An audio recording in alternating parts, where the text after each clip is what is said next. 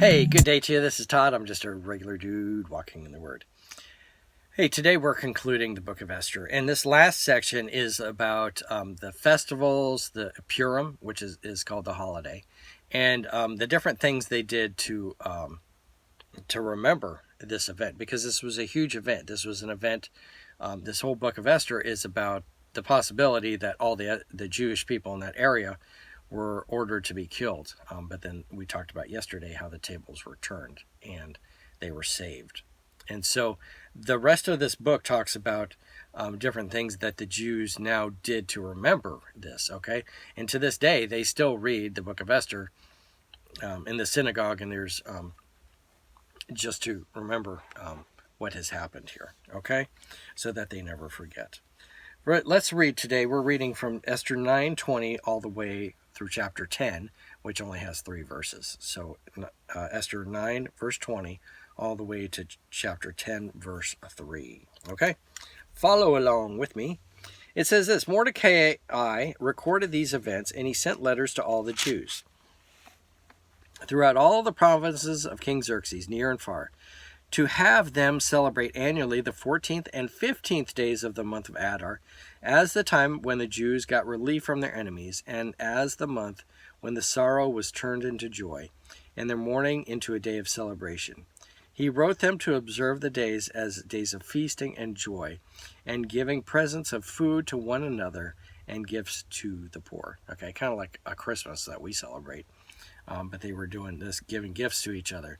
It was a big deal because if you remember at the beginning of the book, they're mourning and they're in sackcloth and ashes because of the possible annihilation. And now they're celebrating because they were legally able to get rid of their enemies.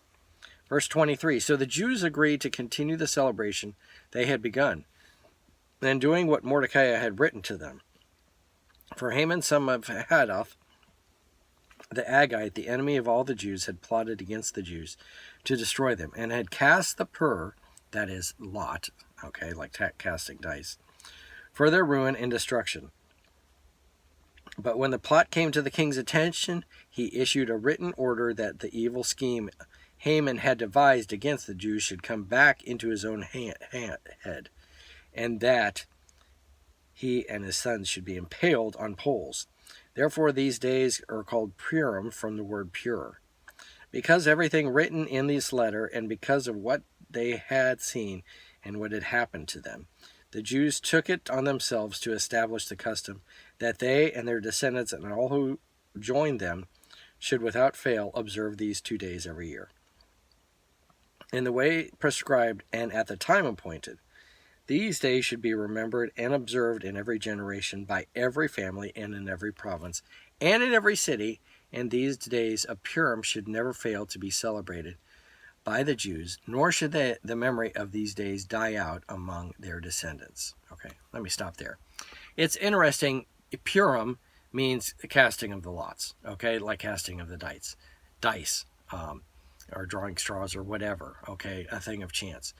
The Persian people were like that. Okay, they were big on doing things by lot and so forth. Not so much the Jewish people were to an extent, but the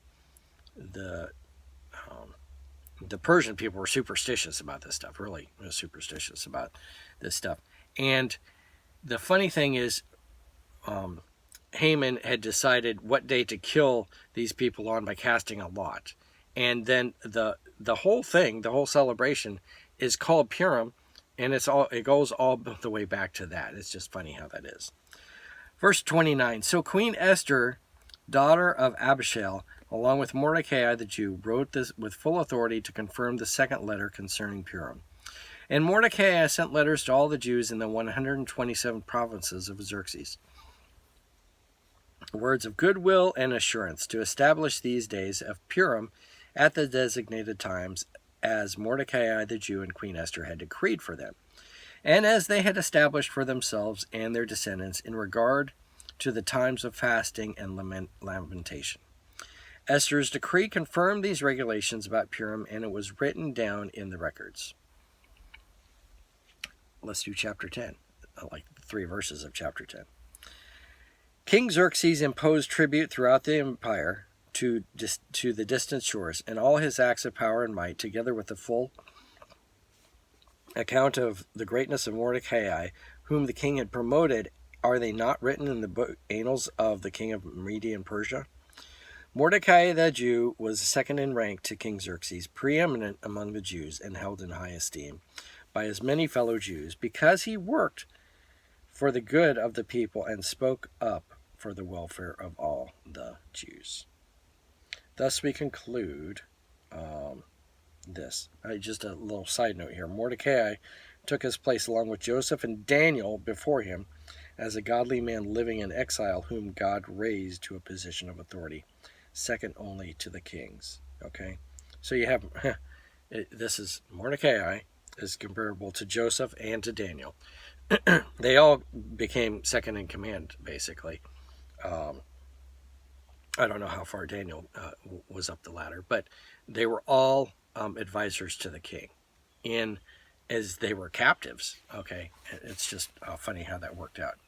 What I want you to see, though, from this whole thing today is this: that they did this. They were instituting this festival and this holiday to celebrate what God had done for them, but then also to remember that. So they were not.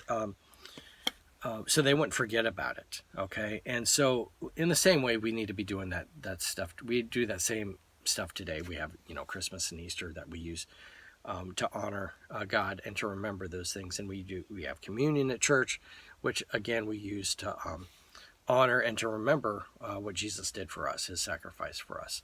But also, if we want to remember, we actually have to read the Bible here. So you're going to forget about what the Bible says if you don't actually read it. And most people today, I'd say like 90% of the people today, less than that, it's probably 95% of the people today, don't pick up this Bible and read it maybe once a year. So when you ask them a question about the Bible, they really don't have a clue and they can't answer intelligently, okay? They'll have something they picked out of some verse someplace. But in order for you to know and understand the Bible, you've got to read the Bible, okay? And so that's what we do to remember the Bible and the things that God has taught us. All right, thank you for watching, and thanks for being a part of this series that we've done on the book of Esther. Join us tomorrow as we start a new book, and you'll have to wait and see what we're starting tomorrow. It's going to be exciting. So, Lord's blessing. I look forward to seeing you then.